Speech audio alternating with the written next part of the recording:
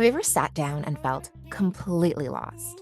Like you need to get started, but somehow just staring at your notes feels like the most productive thing you could possibly do right now. We've all been there, but there is good news. Having the right study plan changes everything. The key to effective studying isn't just spending hours glued to a book. It's about working smarter, not always harder. And today, I'm going to walk you through the ultimate step by step guide to creating the perfect study plan for any subject. Whether you're tackling tricky math equations or analyzing Shakespeare, or even having to memorize historical dates, this method works. Ready? Get set? Let's go.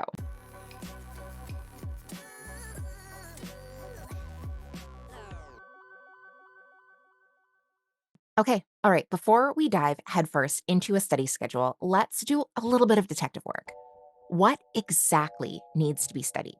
Because let's get real, sitting down with a textbook and vaguely flipping through pages does not count as studying. So, first, you need to grab your syllabus, your class notes, or whatever scraps of wisdom that the professor has bestowed upon you, and let's break it down. First up, make a list of absolutely everything you need to cover. Yes, everything.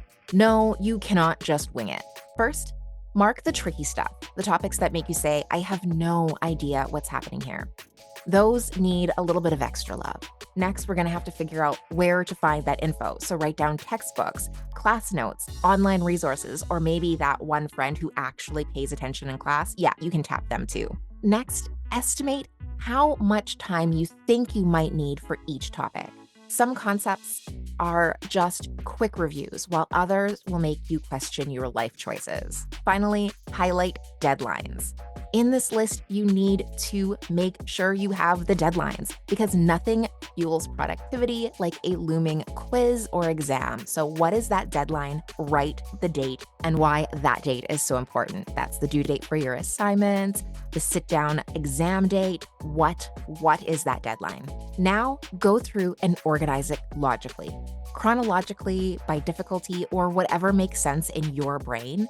Start organizing and numbering that list. Now that we actually know what we're dealing with, let's go ahead and actually schedule out this study time. Now that we know what we need to study, let's talk about when we're actually going to do it. Because knowing that you need to sit down and study is one thing, but actually finding the time to study it, that's a whole other struggle. First, count out the days until your exam or deadline. And no, I'll just start tomorrow is not a strategy. Be real with yourself.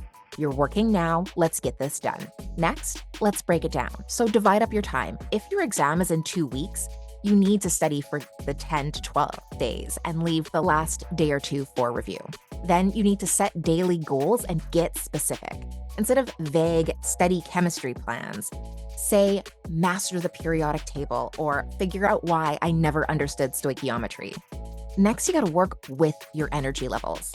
So are you a morning person? Hit the hard stuff early. Are you a night owl? Schedule your study sessions when your brain actually functions. Morning person? Hit the hard stuff early. Night owl? You know what to do. Schedule your study sessions when your brain actually functions. Next, you gotta balance study with real life. Classwork, social life, yeah, you can't just study 24/7. Let's actually be so for real. You want to sit there and study for hours and hours and every day because that's the study struggle aesthetic that everyone puts out. But be realistic, you can't do that. Make sure that you set aside times for classes, work, and even hanging out with your friends because you deserve it. Now, we've got all that figured out. It's time to time block like a pro. Set aside and block out designated study hours like 4 to 6 p.m. daily so that it becomes a habit. Make sure you leave breathing room though, because life will get in the way. So don't cram your schedule so tight that missing one session sends you into a spiral. Give yourself some grace, schedule extra time because there is always going to be something that comes up. We also need to make some plans to avoid procrastination. There are things that you can try, like the 5-minute rule. If it feels impossible to commit to anything, just set your timer and work for 5 minutes. Most of the time, you'll keep going. Also, make sure that you are eliminating distractions, turn off notifications, escape noisy spaces, and maybe put your phone in another room. I know it's painful, but just try it out. Finally, get an accountability partner. A friend, a study app, or even just writing down your progress can really help you stay on track. And for the love of all things good, don't leave everything for the last minute. Cramming is not a study strategy. It's just a recipe for stress and regret. So now that we've got it all pretty and perfect, let's make this schedule happen. All right, now we have a solid timeline. Let's talk about what you're actually doing during these study sessions. Because just sitting down and saying, I'm going to study for an hour, is like going to the gym with no plan. You'll probably just end up scrolling on your phone and wondering why nothing is done. So grab that list that we made earlier because you're gonna need it. Every single study session that you sit down for needs a purpose. No more vague, I'll read my textbook nonsense. We're getting specific. Instead of saying, I'm going to study biology for an hour, try making this list. I'm going to review and summarize the digestive system. I will complete 5 practice problems on linear equations, and then I will memorize key dates for World War II. Do you see the difference? When you give your brain a clear mission, it knows exactly what to focus on. And that means you're way less likely to waste time studying while doing absolutely nothing productive. So get in there, break down the priority list we worked on earlier, and actually get these specific goals. So hopefully you have that list in hand, because now we're going to set these study goals that actually work. So you're gonna make them bite-sized. The goal is too big, like understand calculus all in one night. Your brain will check out before you even start, so break it down. And use action words. Instead of just saying, I'm gonna go over my history notes, say summarize and rewrite key takeaways from chapter 5. Your brain loves specifics. It's like a robot, just tell it what to do. Be measurable. So aim for things that you can check off, like finish 10 flashcards or write a 1-paragraph summary. These are easy to check off, and checking off things gives you motivation. Prioritize your weaknesses. So are you struggling with a concept? Then make it a goal to master it, not just skim through and hope that it sticks. Try setting goals that use active recall study techniques. Those are great for really making things stick. Pair your goals with study techniques. So memorize vocab, use flashcards. Practicing formulas, do problems on a whiteboard. Reviewing a process, teach it out loud. Actually pair your goal with what you're going to do to accomplish it. All of these things, setting these specific goals and tackling the list, should keep you motivated. But if you are struggling to stay motivated at this point, you can also attach small rewards to each of your study goals. So if you finish 5 practice problems, say, you can get a 5-minute TikTok break. Or if you memorize those key terms, you can treat yourself to a snack or a coffee. Our brains also love a good reward. And honestly, after all of the work you're putting yourself through right now, you deserve it. The point is that you need to study with intention. So every session should have a purpose, a goal, and ideally a little celebration, a little mini celebration when you finally nail it. Okay, so now that you've got your study plan and your goals in place, let's talk about how to stay consistent and on that schedule. Okay, so now let's talk about how you're actually going to study, because not all study methods are created equal.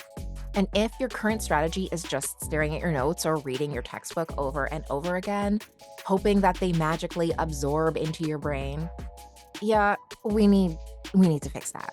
Different subjects need different approaches. So instead of forcing one method for everything, mix it up and use what actually works for the subject. So here are some tried and true techniques. First of all, flashcards. Flashcards are perfect for vocabulary, key concept, and anything that you need to brute force memorize. Bonus points if you quiz yourself dramatically like you're competing on a game show. Definitely get yourself a buzzer. Next is practice questions. If you're studying math, physics, or anything that is problem-based, you need to actually solve the problems. Watching someone else do it or reading about it doesn't count. Your brain is not going to absorb that, and it's going to constantly miss steps when you need to do it most. Mind maps. If you have a subject with a lot of interconnected ideas, the best way to visualize it is to draw it out. Mind maps help you see relationships between concepts instead of just memorizing random facts. It helps you actually connect them and make sure that you know and you can see in your brain how they are related and why. Summarizing in your own words. If you can't explain it simply, you don't understand it well enough to be tested on it. Rewrite notes like you're explaining them to a younger sibling or your confused future self. This is going to help make sure that you can explain it to the prof on the test.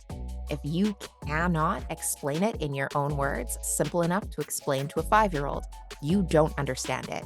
Go back and work on it a little bit more until you can. Teach it to someone else.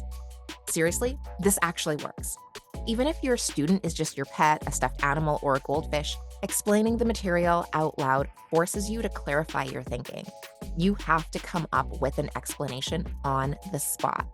And if you can do that, you can explain it in writing on the test. The key with these different methods and when to use them is figuring out what actually helps you learn and not just what looks aesthetic or productive. Just because people are studying one way on Instagram or on TikTok and that way looks super aesthetic doesn't mean that it's actually working. It's probably for the gram. Okay, we're almost at the end. Let's move on to the next step.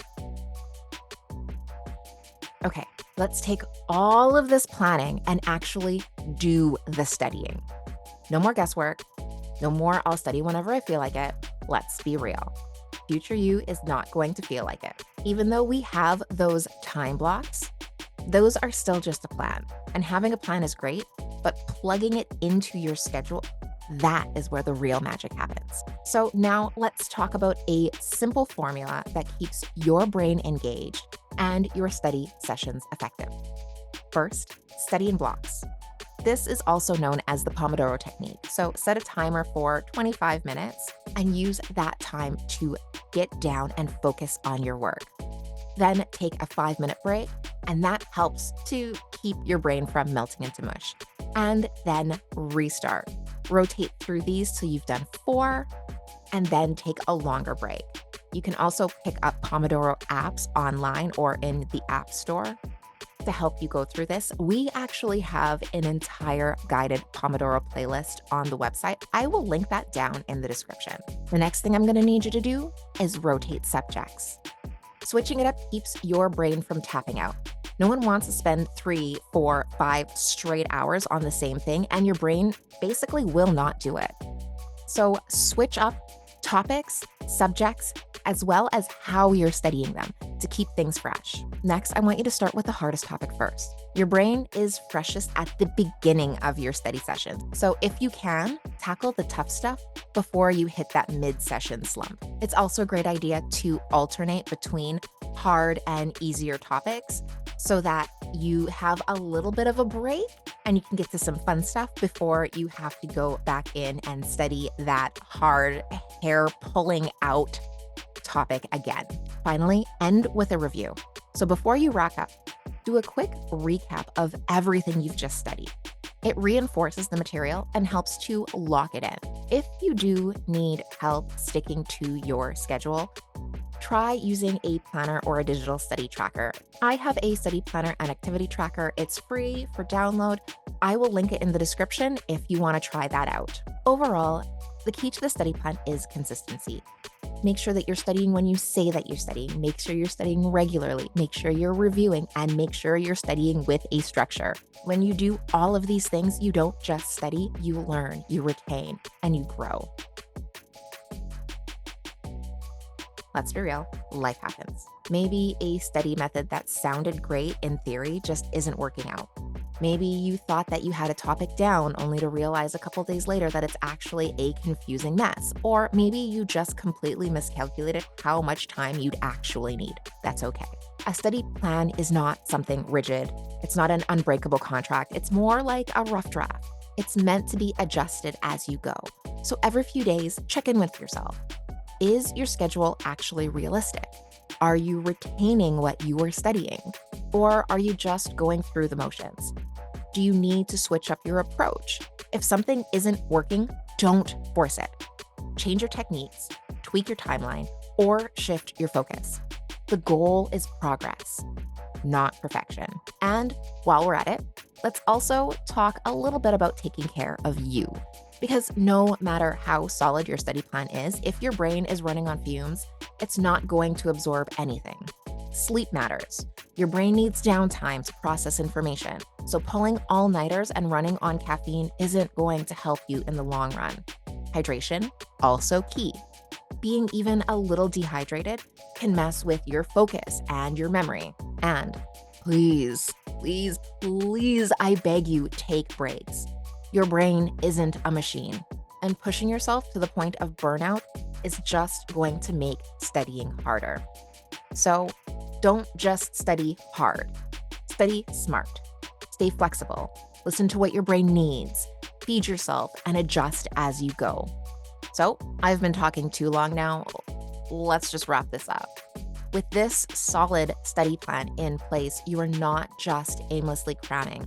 You are studying smarter. Remember, it's not about how many hours you put in. It's about how effective you use that time. If this guide helped, don't forget to hit the like button, subscribe for more study tips, and drop a comment below. What is your biggest struggle when it comes to studying? We can tackle it together. Thanks for watching. And as always, I hope you have an amazing adventure.